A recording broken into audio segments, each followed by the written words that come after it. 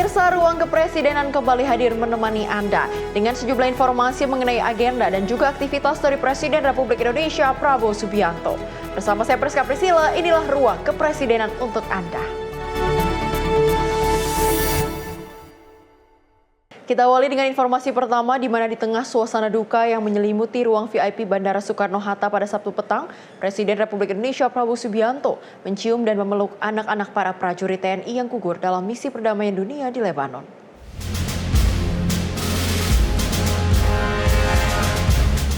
Presiden Prabowo Subianto hadir sekitar pukul 18.51 waktu Indonesia Barat bersama sejumlah pejabat negara untuk memberikan penghormatan terakhir.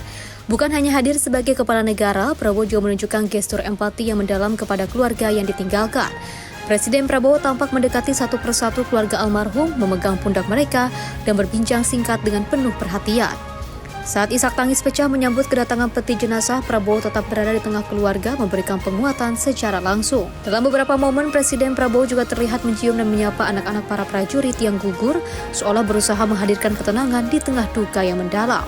Kehadiran Prabowo Subianto di sisi keluarga menjadi simbol kedekatan negara dengan para prajurit dan keluarganya. Gestur sederhana seperti sentuhan di pundak dan sapaan hangat memberikan makna besar bagi keluarga yang tengah berduka. Sebelumnya, suasana haru telah terasa saat satu persatu jenazah tiba sekitar pukul 18:22 waktu Indonesia Barat. Tangis keluarga pecah dengan sejumlah anggota keluarga tak kuasa menahan air mata. Anak-anak almarhum tampak berdiri di samping peti menyambut kepulangan orang tua mereka dalam keheningan yang menyayat hati. Di ruang VIP bandara, ibu-ibu Persib turut mendampingi dan juga menenangkan keluarga. Pelukan dan doa mengiringi setiap prosesi memperkuat suasana duka yang begitu mendalam. Prosesi kemudian dilanjutkan dengan pengusungan jenazah menuju lokasi persemayaman. Presiden ke-6 RI Susilo Bambang Yudhoyono juga tampak hadir dan turut memberikan penghormatan bersama Prabowo dan jajaran pejabat lainnya. Selanjutnya jenazah akan diberangkatkan ke daerah asal masing-masing untuk dimakamkan, diantaranya di Bandung dan juga wilayah Jawa Tengah. Di balik prosesi kenegaraan yang khidmat, gestur Prabowo menjadi pengingat bahwa kehadiran negara tak hanya dalam bentuk penghormatan formal, tetapi juga melalui sentuhan kemanusiaan bagi mereka yang ditinggalkan. Dari Jakarta, Dio Malau dan Pariskiano, Simpo TV melaporkan. Sementara itu, Kepala Staf Angkatan Darat Jenderal TNI Maruli Simanjuntak memimpin upacara pelepasan 3 jenazah prajurit TNI kontingen Garuda Unifil. Prosesi pelepasan digelar secara militer di Bandara Soekarno-Hatta, Tangerang, Banten.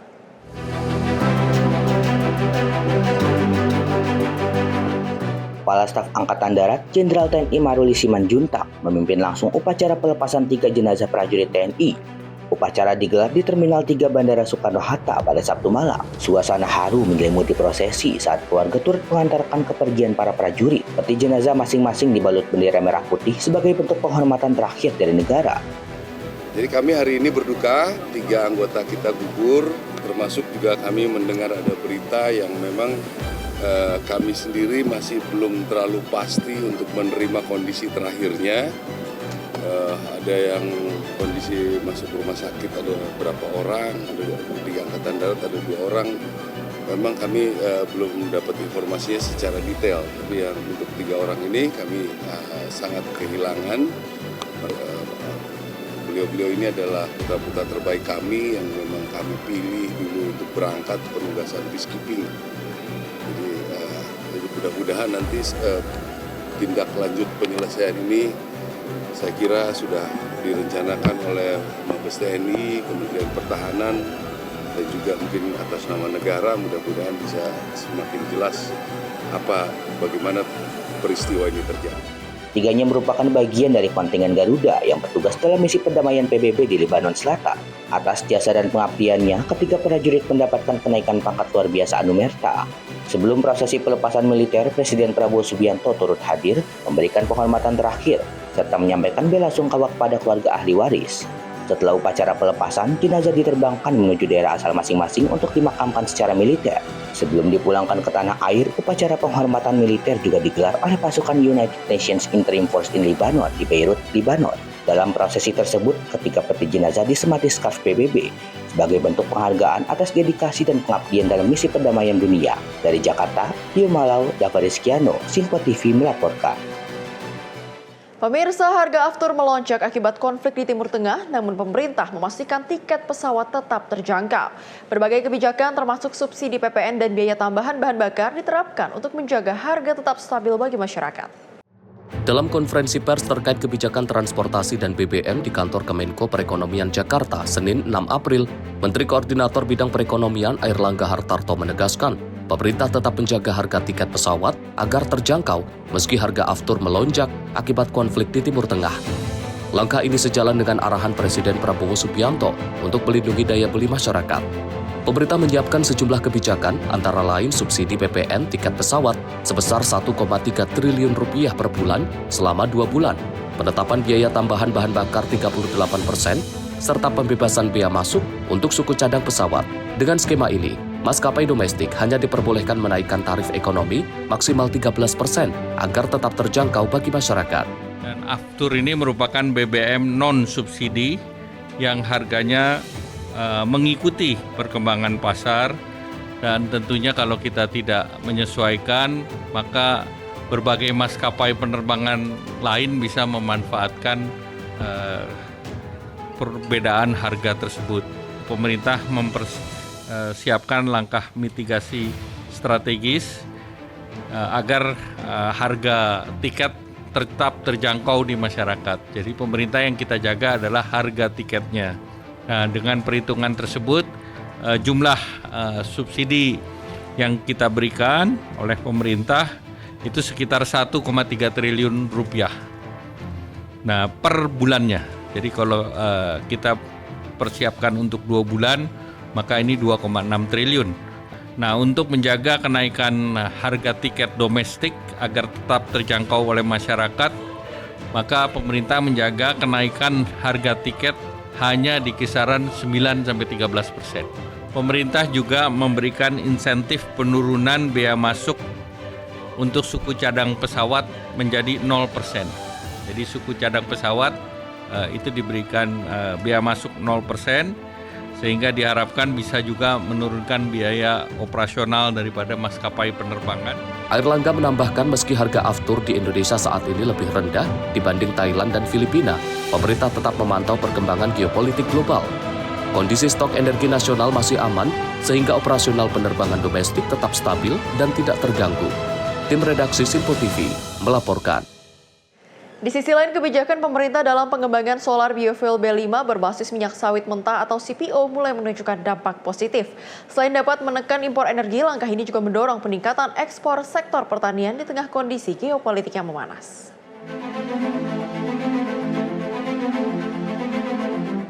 Pemerintah tengah berupaya menargetkan penghentian impor solar pada tahun ini, sesuai dengan arahan Presiden Prabowo Subianto.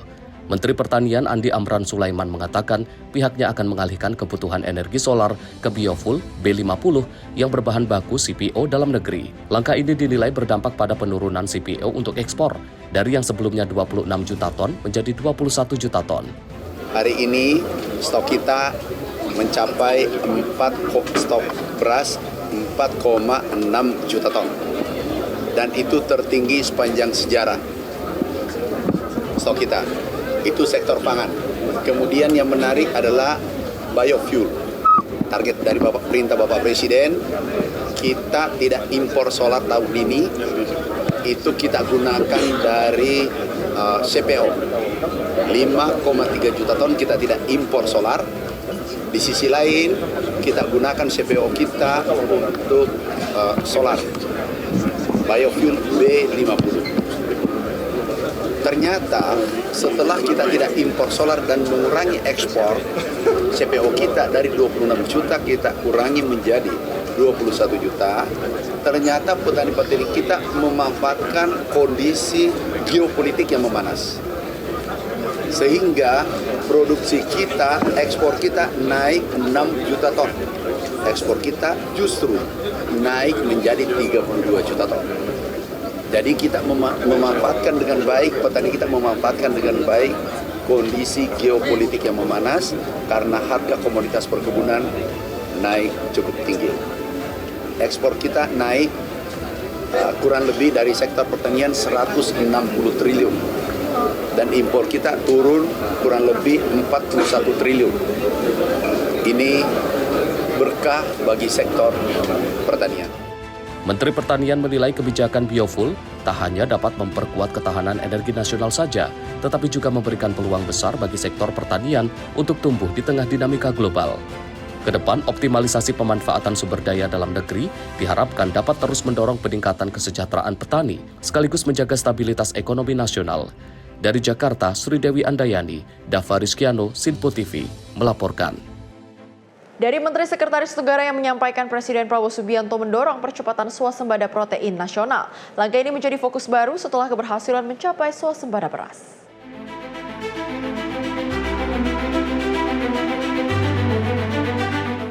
Usai mengikuti taklimat Presiden dalam rapat kerja pemerintah bersama jajaran Kabinet Merah Putih Eselon 1 Kementerian, Lembaga hingga Direksi BUMN di Istana Negara pada Rabu 8 April, Menteri Sekretaris Negara Prasetyo Hadi menyampaikan bahwa pemerintah mulai menggeser fokus ketahanan pangan ke swasembada protein menyusul keberhasilan mencapai swasembada beras. Presiden Prabowo Subianto juga mendorong percepatan pemenuhan protein nasional sebagai langkah strategis memperkuat kemandirian pangan Indonesia. Prasetyo juga menjelaskan bahwa sumber protein berbasis kelautan menjadi prioritas pemerintah. Pemanfaatan potensi maritim diharapkan dapat mendukung gizi masyarakat, sekaligus memperkuat sektor pangan selain beras. Kita harus mempertahankan dan meningkatkan swasembada pangan kita, karena yang berhasil baru di bidang beras.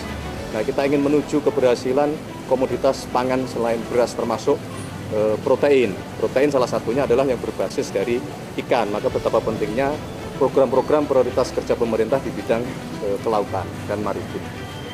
Nah, hari ini beliau memberikan pengarahan, memberikan guidance, sekaligus juga mengucapkan terima kasih kepada seluruh jajaran unsur eksekutif dan pemerintahan, karena selama 1,5 tahun ini setelah banyak program-program pemerintah yang dipimpin oleh Presiden Prabowo dan Wakil Presiden Mas Gibran Raka Buming Raka yang telah menunjukkan hasil-hasil yang cukup signifikan, meskipun tentu saja belum menyelesaikan seluruh permasalahan yang kita hadapi. Ini makna dari pertemuan kita pada siang sampai malam hari ini. Berkenaan dengan masalah isi atau substansi dari pertemuan, saya tidak ingin mengulangi karena tadi Pak Menko Ekon, kemudian Menteri Keuangan, kemudian Menteri SDM, kemudian juga Menteri Pertanian, Menteri Kelautan diminta untuk memberikan paparan-paparan singkat terhadap apa yang sudah kita capai dan rencana-rencana kita ke depan.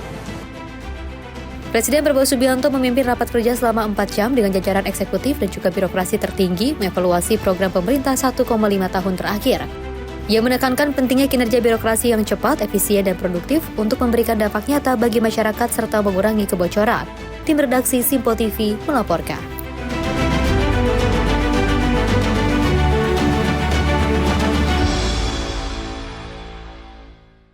Selain itu, Presiden Prabowo Subianto meresmikan pabrik perakitan kendaraan komersial berbasis listrik di Magelang. Langkah ini menjadi tonggak penting dalam pengembangan industri kendaraan listrik dan mendorong kemandirian energi nasional.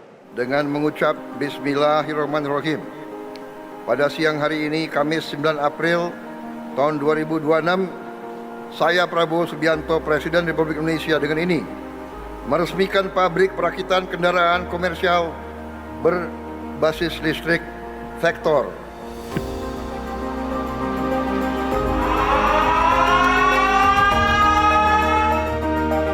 Presiden Prabowo Subianto meresmikan pabrik perakitan kendaraan komersial berbasis listrik PT VKTR Teknologi Mobilitas di Magelang, Jawa Tengah, Kamis 9 April, sebagai bagian dari upaya memperkuat industri nasional dan mendorong transisi energi.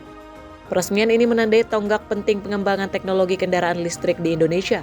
Dalam kesempatan itu disampaikan bahwa pabrik memiliki kapasitas produksi hingga 10.000 unit bus listrik dengan tingkat komponen dalam negeri saat ini mencapai 40%. Dan ditargetkan naik menjadi 80% dalam beberapa tahun mendatang. Presiden juga memastikan pemerintah akan memantau dan memberikan dukungan agar proyek ini berkembang menjadi perusahaan unggulan nasional. Jadi, inisiatif yang dilaksanakan oleh sektor ini, sektor industri, adalah bersejarah, adalah suatu tonggak yang membanggakan. Ibarat kita dulu diajarkan apa ya itu istilahnya ya, pepatah gitu ya. Ibarat pucuk dicinta, ulam pun tiba. Kalau ada kesulitan-kesulitan, saudara punya banyak jalur, sampaikan, kita akan selesaikan, karena ini saya anggap suatu industri yang sangat penting. Saya berharap sektor ini akan menjadi salah satu national champion kita.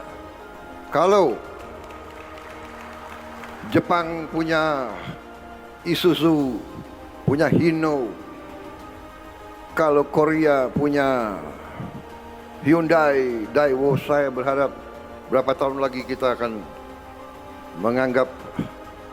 melihat sektor sebagai champion, salah satu champion dari Indonesia. Kepala negara menekankan bahwa pengembangan kendaraan listrik adalah bagian dari strategi kemandirian nasional di sektor strategis, termasuk energi, serta mendorong Indonesia memiliki national champion di bidang otomotif setara dengan produsen besar di negara lain. Peresmian dihadiri jajaran menteri, pejabat tinggi negara, dan pimpinan PT Vika TR Teknologi Mobilitas.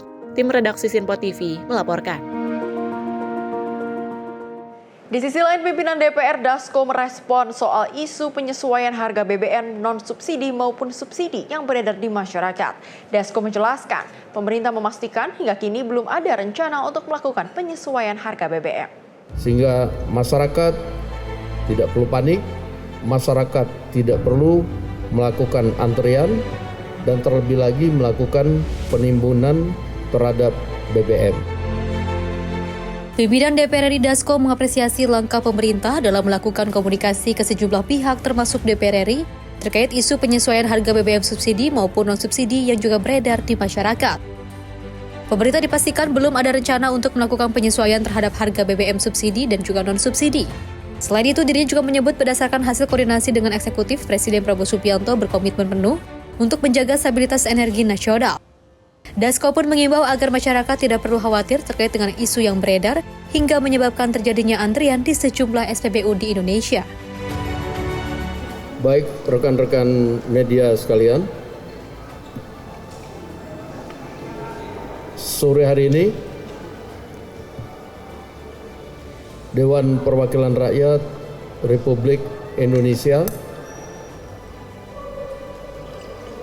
memberikan apresiasi kepada pemerintah yang setelah melakukan komunikasi dengan berbagai pihak serta mendengarkan masukan dari berbagai pihak termasuk Dewan Perwakilan Rakyat Republik Indonesia, barusan tadi sudah diumumkan oleh Menteri Sekretaris Negara mewakili pihak pemerintah bahwa pihak pemerintah belum berencana melakukan penyesuaian harga BBM subsidi maupun BBM non-subsidi yang adanya isu beredar di tengah masyarakat akan ada penyesuaian di tanggal 1 April besok. Sehingga kami monitor hari ini terjadi beberapa antrian di beberapa daerah di pom-pom bensin. Sehingga kami himbau dengan adanya pengumuman dari pihak pemerintah bahwa belum adanya rencana penyesuaian harga BBM subsidi maupun non-subsidi, yang artinya mulai besok adalah masih tetap berlaku harga yang sama, sehingga masyarakat tidak perlu panik, masyarakat tidak perlu melakukan antrian, dan terlebih lagi melakukan penimbunan terhadap BBM. Hasil komunikasi dengan pihak pemerintah, komitmen dari Presiden Prabowo akan terus memonitor dan tetap menjaga kebutuhan masyarakat akan BBM tersebut. Dan sekali lagi kami sampaikan aspirasi kepada pihak pemerintah untuk hal ini. Sebelumnya sempat ramai isu yang juga berkembang di masyarakat terkait penyesuaian harga BBM subsidi dan non-subsidi yang bakal naik secara drastis. Informasi keliru ini direspon oleh pemerintah melalui Menteri Sekretaris Negara Prasetyo Hadi yang menegaskan bahwa arahan Presiden Prabowo Subianto yakni agar selalu mengedepankan kepentingan rakyat. Selain itu, pemerintah juga menjamin ketersediaan BBM untuk masyarakat dengan harga terjangkau. Tim redaksi Simpo TV melaporkan. Hal serupa ditambahkan oleh Presiden Prabowo Subianto yang menegaskan subsidi BBM akan tetap diberikan untuk 80% rakyat kecil. Pemerintah memastikan pasokan energi aman meski harga minyak dunia naik.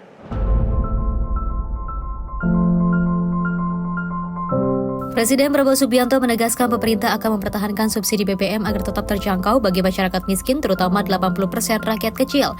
Keputusan ini diambil di tengah lonjakan harga minyak global dan dinamika geopolitik yang memengaruhi pasokan energi. Presiden Prabowo Subianto menekankan bahwa kelompok mampu tetap dapat membeli BBM non-subsidi sesuai dengan harga pasar. Pemerintah juga memastikan pasokan energi aman dengan memanfaatkan sumber daya dalam negeri, termasuk minyak, gas, batubara, dan juga energi alternatif dari tanaman seperti kelapa sawit, jagung, dan singkong. Tim saya, menteri-menteri ekonomi saya, handal, terima kasih. Mereka laporkan, Pak, tenang.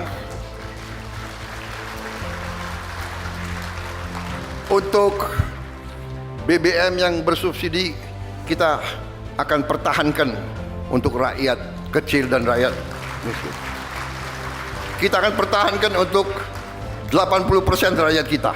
Sumber-sumber minyak dan gas kita tidak terlalu banyak yang lewat Selat Hormuz. Kita bisa mencari alternatif lain selain kita punya kekuatan dalam negeri yang sangat kuat. Cadangan-cadangan kita sangat besar. Saudara-saudara sekalian. Bahkan batu bara kita pun banyak sekali. Dan kita bisa, dari batu bara, kita bisa menghasilkan solar, kita bisa menghasilkan bensin. Dari batu bara. Dari singkong. Dari jagung. Selain menjaga subsidi, pemerintah terus bekerja keras untuk menjamin ketahanan energi nasional. Menteri SDM menyatakan kondisi energi aman, namun pemerintah tetap waspada dan juga menyiapkan langkah-langkah antisipatif menghadapi gejolak global. Tim redaksi Simpo TV melaporkan. Usai jeda kami masih akan menghadirkan informasi selengkapnya. Tetaplah bersama kami di Simpo TV.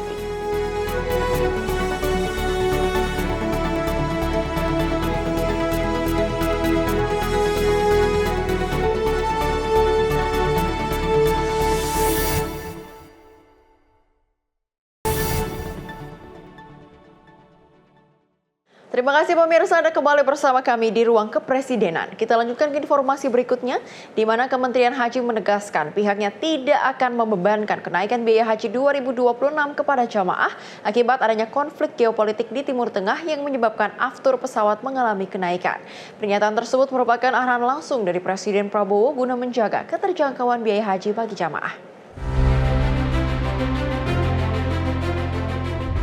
Usai rapat dengan Komisi 8 DPR RI, Menteri Haji dan Umroh Muhammad Irfan Yusuf menjelaskan dalam skenario tanpa perubahan rute penerbangan, biaya haji diperkirakan naik menjadi sekitar 46,9 juta rupiah per jemaah atau meningkat sekitar 39,85% dari biaya awal.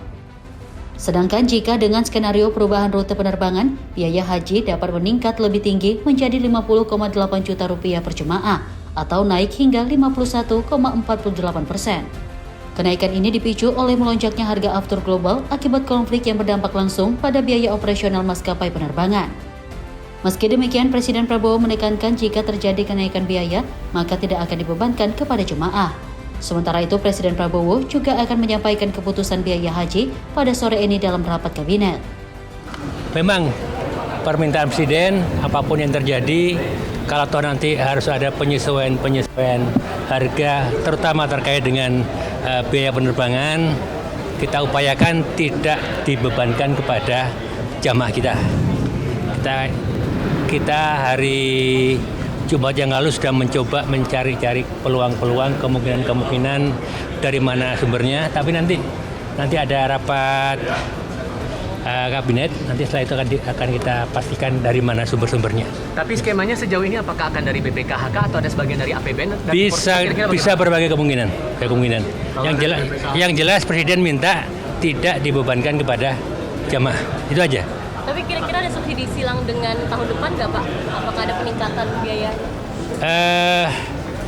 Saya kira nggak. Kalau artinya kalau biaya sekarang ini dibebankan kepada jemaah tahun depan, saya kira nggak. Tapi pos-pos yang kemungkinan bisa dipakai untuk menambah itu dari mana ya Gus kira-kira? Dari sementara dari kementerian? Masih sedang digodok. Jadi nanti sore lah ada keputusan, kita ngambil dari mana nanti ya. Kalau dari BPK sendiri sejauh ini mampu nggak sih untuk meng-cover penambahan biaya ini? Iran AS lagi gencatan senjata. Nah nanti kedepannya jalurnya bisa direct atau harus ada muter lagi tadi dulu? Nah kalau gencatan senjata alhamdulillah, kalau gencatan senjata alhamdulillah, kalau perang selesai lebih alhamdulillah lagi. Artinya nggak ada perubahan, nggak ada perubahan ke kita ya. Gambaran skema keberangkatannya boleh dikasih gambaran? Tanggal 21 April masuk asrama haji, tanggal 22 berangkat. Oke. Untuk rute penerbangannya itu gimana nanti gambarannya? Sementara masih rute awal. Oke. Dari Jakarta, Sri Dewi Andayani, Dava Rizkiano, Sinpo TV melaporkan. Kita beralih ke Wakil Menteri Transmigrasi Viva Yoga Mauladi menyerahkan 109 sertifikat hak milik warga transmigrasi di Kecamatan Pulubala, Kabupaten Gorontalo. Penyerahan ini diharapkan dapat memberikan kepastian hukum bagi warga transmigran. Wakil Menteri Transmigrasi Viva Yoga Mauladi menyerahkan secara simbolis 109 sertifikat hak milik SHM kepada masyarakat di kawasan transmigrasi Pulubala, Kabupaten Gorontalo pada Rabu 8 April 2026. Penyerahan ini dilakukan untuk meningkatkan kesejahteraan masyarakat transmigrasi hingga warga setempat yang ada di kawasan transmigrasi. Berbagai program pemberdayaan rakyat dilakukan, seperti peningkatan fasilitas umum, pendidikan, kesehatan, renovasi sekolah dan toilet, pembangunan infrastruktur, serta bantuan irigasi pertanian. Ya, hari ini kami dari Kementerian Transmigrasi mewakili Pak Menteri kita hadir untuk menyerahkan 109 sertifikat hak milik warga trans yang ada di Kabupaten Gorontalo di kawasan transmigrasi Pulubala. Dan besok kita akan berkunjung ke Kabupaten Gorontalo Utara di kawasan transmigrasi Sumalata. Jadi program transmigrasi itu adalah bagian dari Asta Cita Presiden. Melalui Kementerian Transmigrasi kita bisa melakukan program-program pemberdayaan rakyat untuk peningkatan fasilitas umum, pendidikan, kesehatan, renovasi sekolah, renovasi toilet, pembangunan infrastruktur, jalan non-status yang tidak dibangun oleh kementerian lain kita bangun, dan juga untuk bantuan irigasi pertanian, pembuatan tanggul-tanggul di sungai agar ada jaringan tersier di petani di kawasan transmigrasi. Intinya bahwa Kementerian Transmigrasi hadir di sini untuk dapat meningkatkan kesejahteraan bukan hanya masyarakat trans, tapi juga warga setempat yang ada di kawasan transmigrasi. Dengan begitu, Wamentrans berharap program transmigrasi yang menjadi bagian dari Asta Cita Presiden dapat bertransformasi jauh lebih baik. Dari Gorontalo, Shelly Siregar, Ahmad Amin, Sinpo TV melaporkan. Kembali dari Presiden Prabowo Subianto yang memutuskan biaya haji 2026 turun 2 juta rupiah meski harga aftur global naik. Keputusan ini diambil untuk memastikan ibadah haji tetap terjangkau bagi jamaah Indonesia. Biaya haji tahun 2026 kita turunkan harganya sekitar 2 juta rupiah. Walaupun harga aftur naik, dan saya akan berjuang untuk lebih ringkas lagi. Dalam rapat kerja Kabinet Merah Putih di Istana Negara Jakarta pada Rabu 8 April, Presiden Prabowo Subianto memutuskan biaya haji tahun 2026 turun hingga 2 juta rupiah meski harga aftur global meningkat. Keputusan ini diambil sebagai bentuk komitmen pemerintah untuk melindungi jemaah dan juga memastikan ibadah haji tetap terjangkau. Presiden Prabowo juga menyampaikan durasi antrean keberangkatan haji telah berkurang dari 48 tahun menjadi 26 tahun dan pemerintah berencana mempercepatnya lebih lanjut. Pelaksanaan haji tahun 2026 ini, kecuali pemerintah Arab Saudi menentukan lain, kalau kita laksanakan, kita pastikan bahwa biaya haji tahun 2026 kita turunkan harganya sekitar 2 juta rupiah. Walaupun harga aftur naik, dan saya akan berjuang untuk lebih ringkas lagi. Saya minta izin dari Kerajaan Arab Saudi untuk Indonesia bisa punya terminal khusus haji. Jadi nanti terminal itu khusus untuk haji kita supaya bisa lebih cepat masuk dan keluar. Untuk pertama kalinya, Indonesia memiliki lahan 45 hektar di Mekah yang juga akan dijadikan perkampungan haji, lengkap dengan puluhan menara dan kemungkinan terminal khusus di Bandara Arab Saudi untuk jemaah WNI.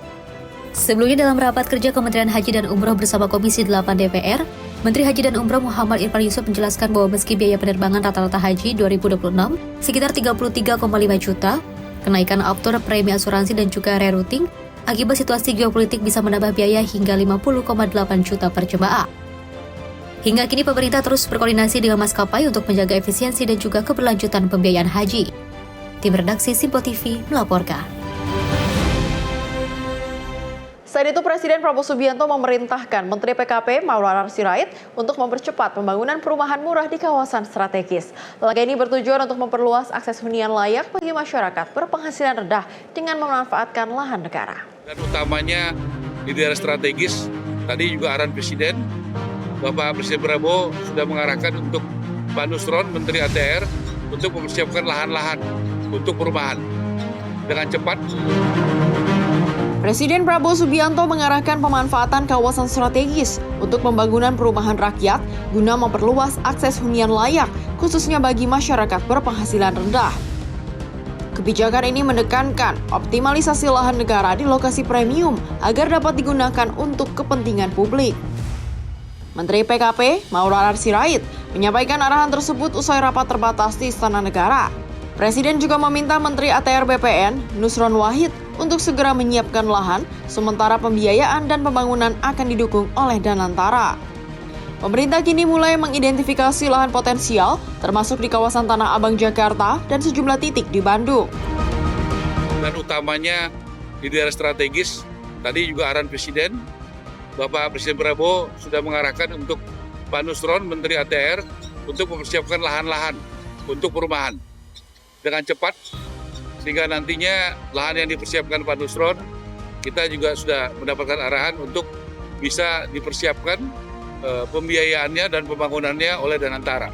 Jadi bagaimana lahan-lahan negara ini bisa dikelola untuk perumahan rakyat.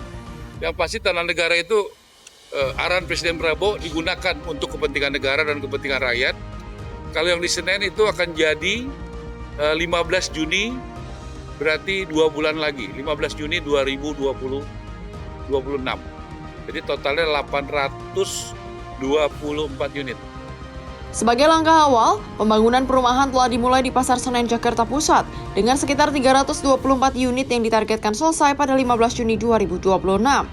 Selain itu, KAI menyiapkan tambahan sekitar 500 unit hunian di Jakarta, serta proyek lain di Bandung, sehingga total tahap awal mencapai sekitar 824 unit. Tim redaksi Simpo TV melaporkan.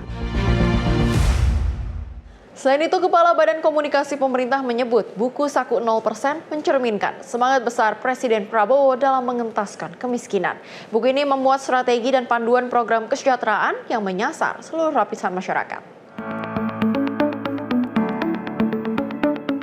Dalam peluncuran buku Saku 0% di kantor staf Kepresidenan Jakarta, Rabu 8 April, pemerintah memperkenalkan panduan lengkap program kesejahteraan yang memuat strategi Presiden Prabowo Subianto dalam menekan angka kemiskinan hingga 0%. Buku setebal 82 halaman ini menjelaskan dukungan kesejahteraan bagi masyarakat dari usia kandungan hingga lansia. Angga Raka Prabowo, Kepala Badan Komunikasi Pemerintah, menyatakan, buku Saku ini menjadi sarana pemerintah untuk menyampaikan informasi program prioritas secara utuh dan memastikan setiap kebijakan kesejahteraan dapat dirasakan manfaatnya langsung oleh masyarakat.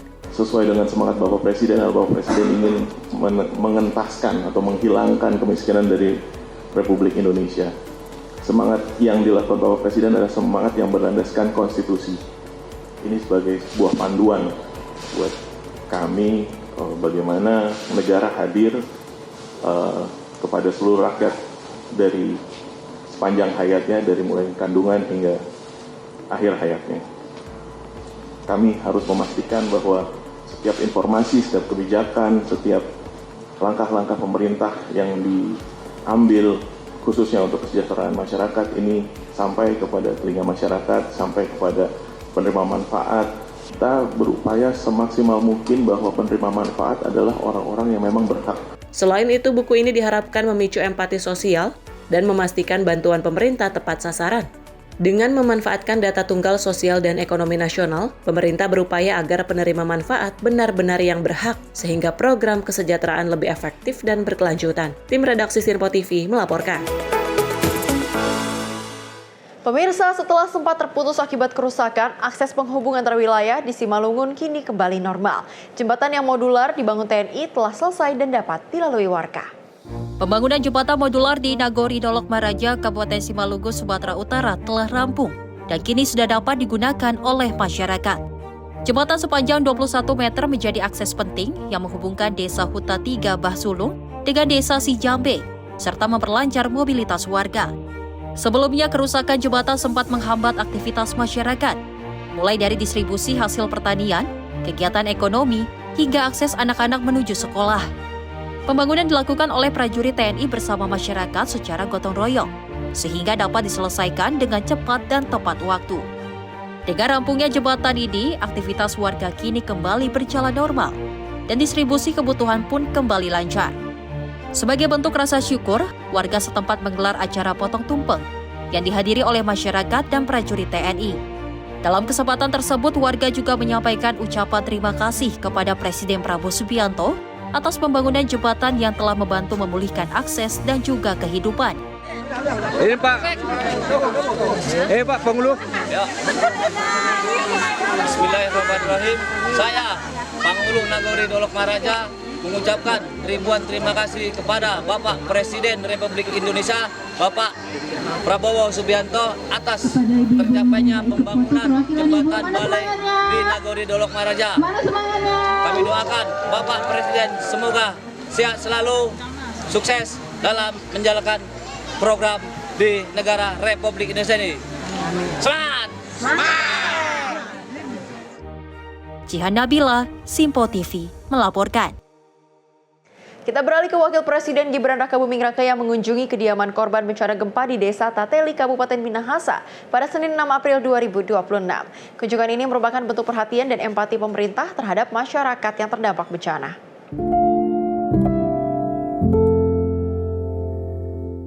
Usai menuntaskan kunjungan kerja di Nusa Tenggara Timur, Wakil Presiden Gibran Rakabuming melanjutkan agenda kerja ke Sulawesi Utara dengan mengunjungi kediaman korban bencana gempa di Desa Tateli, Kabupaten Minahasa, Senin 6 April 2026.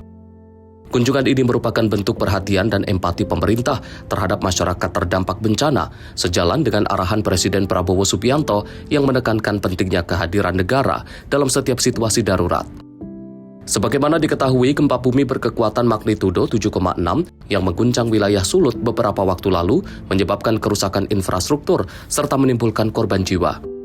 Dalam peristiwa tersebut, 1 orang warga dilaporkan meninggal dunia akibat tertimpa reruntuhan bangunan di kawasan Gedung Kodi, Manado. Korban diketahui bernama DJ Lahia, 69 tahun, warga Desa Tateli, Kabupaten Minahasa, yang meninggal dunia di tempat kejadian dan telah dimakamkan oleh pihak keluarga. Dalam kunjungan ini, Wapres menyampaikan bela sungkawa secara langsung kepada keluarga korban, serta memastikan bahwa pemerintah terus memantau dan menangani dampak bencana secara menyeluruh. Kehadiran Wapres di lokasi diharapkan bisa memberikan dukungan moral bagi keluarga korban, sekaligus memastikan bahwa upaya penanganan bencana berjalan cepat, tepat, dan terkoordinasi. Tim redaksi Sinpo TV melaporkan.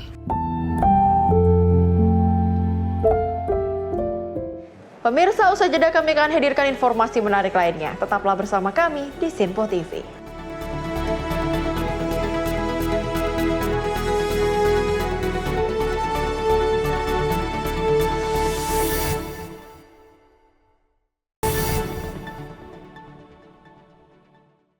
Terima kasih pemirsa, Anda kembali bersama kami di Sinpo TV. Kita lanjutkan ke informasi berikutnya. Dari Wakil Presiden Gibran Rakabuming Raka mengunjungi Agro Eduwisata Gereja Masehi Injili di Timur Tarus di Desa Mata Air, Kabupaten Kupang, Nusa Tenggara Timur. Hal tersebut untuk memperkuat kedaulatan pangan dan mendorong pemberdayaan ekonomi berbasis komunitas sejalan dengan arahan Presiden Prabowo Subianto.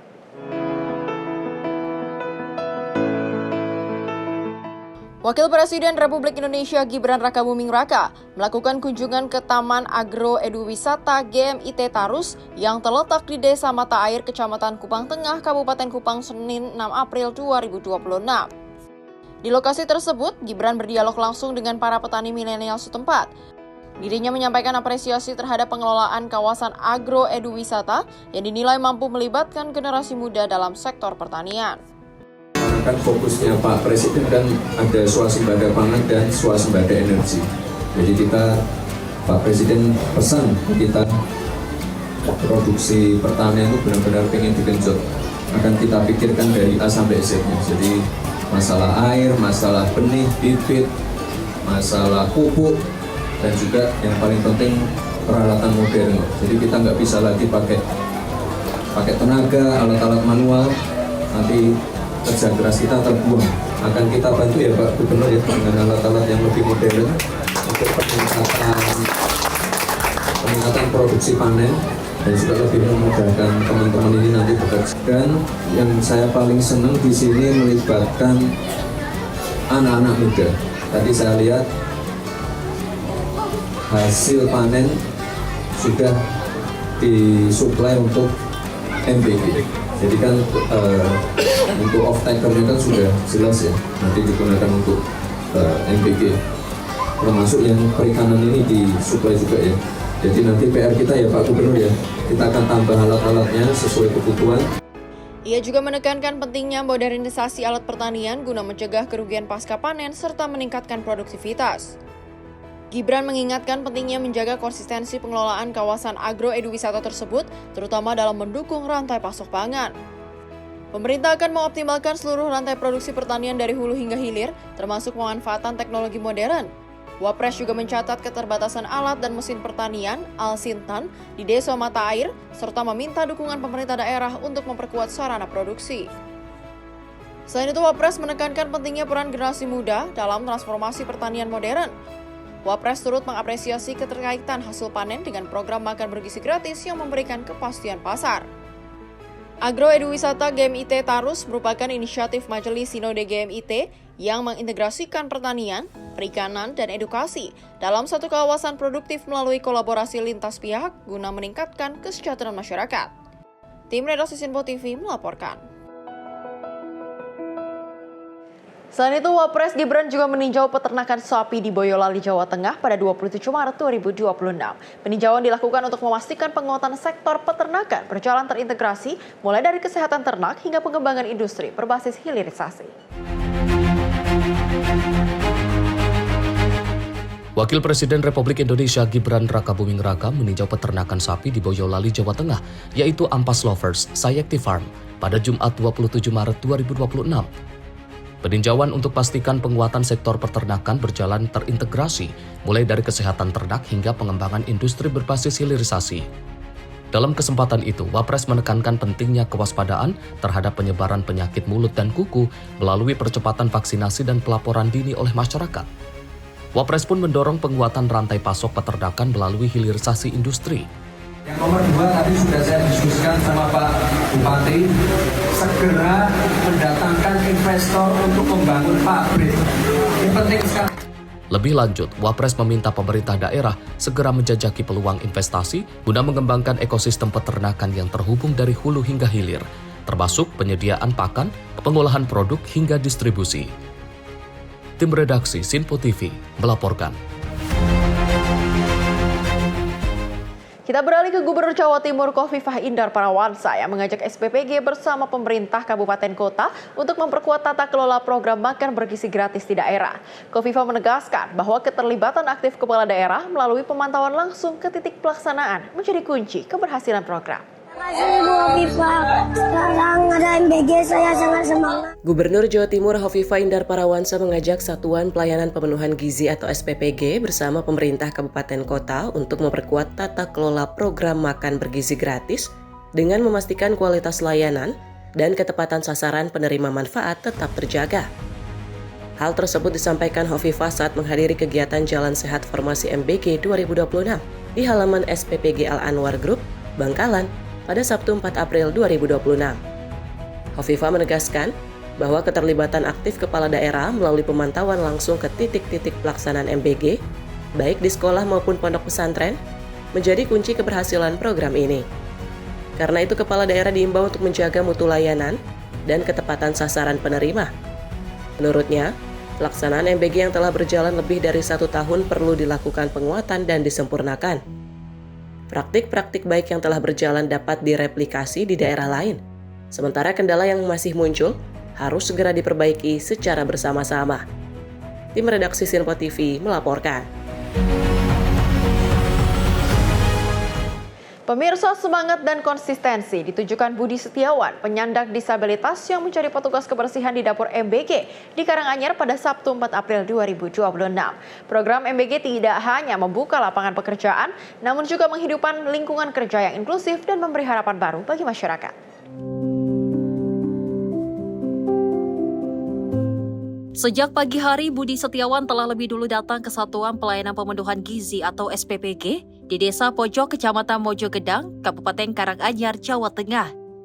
Status sebagai penyandang disabilitas tidak menghalanginya untuk bekerja. Meski mengalami gangguan pada kaki yang membuatnya tidak bisa berjalan normal, Budi tetap menjalankan tugasnya sebagai petugas kebersihan dengan penuh tanggung jawab. Baginya, bekerja sebagai petugas kebersihan bukan sekedar rutinitas. Ini adalah kesempatan yang selama ini ia tunggu. Konsistensi adalah kunci agar kebersihan tetap terjaga. Dari sapu yang ia genggam setiap pagi, ada cerita tentang harapan, penerimaan, dan kesempatan kedua. Hal-hal sederhana yang kini terasa begitu berarti bagi Budi. Sempat jatuh dari sepeda sama kakak saya. Terus habis itu ya seperti operasi, udah. Terus masa-masa pemulihan udah sembuh itu. Terus di sini ada lowongan pekerjaan, saya mengelamar di sini. Alhamdulillahnya diterima di sini sebagai petugas kebersihan. Alhamdulillahnya senang sekali bisa bekerja dan bisa berkumpul dengan teman-teman. Lingkungannya menerima kondisi jenazah? Menerima juga, Pak. Yang pertamanya ditabung, terus yang kedua bisa membantu keluarga di rumah, yang mudah-mudahan bisa berlanjut terus, Pak. Kenapa Mas kok ingin MBG tetap berlanjut? Dan supaya bisa bekerja dan masyarakat sekitarnya biar bisa bekerja di sini lagi. Buat Pak Prabowo, terima kasih atas adanya dapur MBG ini sehingga saya bisa dapat bekerja di sini dan masyarakat sekitarnya dapat merasakannya juga. Di dapur makan bergizi gratis ini tersimpan cerita tentang harapan dan kesempatan kedua. Budi merasa dirinya diterima bukan karena rasa iba, melainkan karena kemampuannya dalam bekerja. Lingkungan kerja yang inklusif membuatnya merasa nyaman. Ia merasa dihargai dan diperlakukan setara dengan pekerja lain. Penghasilan yang ia terima pun dimanfaatkan dengan penuh tanggung jawab. Sebagian ia sisihkan untuk tabungan, sebagian lagi diberikan untuk membantu keluarga di rumah. Bagi Budi, keberadaan program MBG bukan hanya soal pekerjaan, tetapi juga tentang kesempatan hidup yang lebih baik, terutama bagi difabel sepertinya dan juga masyarakat sekitar yang selama ini kesulitan mencari kerja. Karena itu ia berharap program tersebut tidak berhenti. Ada banyak harapan yang bergantung di dalamnya, termasuk harapannya sendiri. Selama bekerja, Budi mengaku tidak mengalami kendala. Ia menjalani hari-harinya dengan semangat yang sederhana, bekerja dengan baik, dan menjaga apa yang sudah ia dapatkan. Ia menyampaikan rasa terima kasihnya kepada Presiden RI Prabowo Subianto atas program yang telah membuka jalan baginya. Tim redaksi Sinpo TV melaporkan.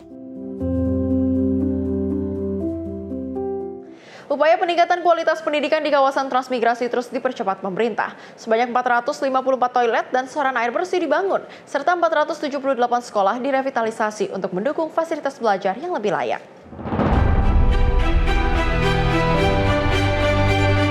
Pemerintah mempercepat pembangunan fasilitas pendidikan di kawasan transmigrasi guna meningkatkan kualitas belajar siswa di daerah terpencil. Melalui Kementerian Transmigrasi, program pembangunan toilet, sarana air bersih, serta revitalisasi sekolah mulai digulirkan di berbagai wilayah. Hingga Minggu 15 Maret tercatat 454 unit toilet dan SAB telah dibangun di 27 provinsi, yang mencakup 122 kabupaten, 231 kecamatan, dan 399 desa.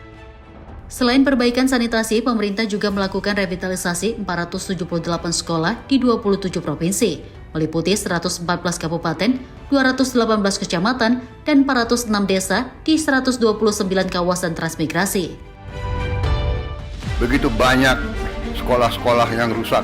Padahal kalau kita buka-bukaan, anggarannya ada. Bagaimana bisa satu sekolah toiletnya hanya satu, WC-nya satu? Bagaimana bisa? Sekolah di tiap desa, sekolah di tiap kecamatan, sekolah di setiap kabupaten.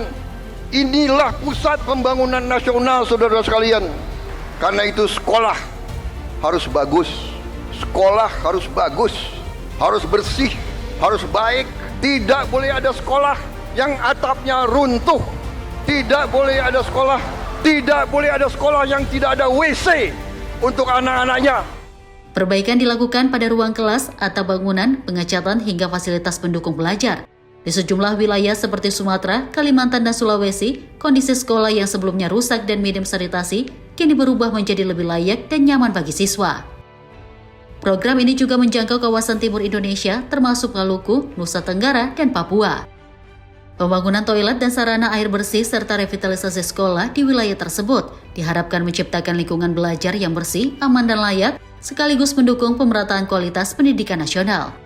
Tim redaksi Sinpo TV melaporkan. Selain itu, pemerintah juga berencana akan menambah target revitalisasi dan rehabilitasi satuan pendidikan atau sekolah pada 2026 mencapai 60.000 sekolah.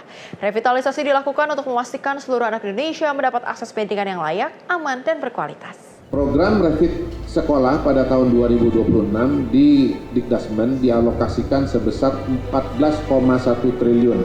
Pemerintah juga berencana menambah sasaran hingga 60.000 satuan pendidikan.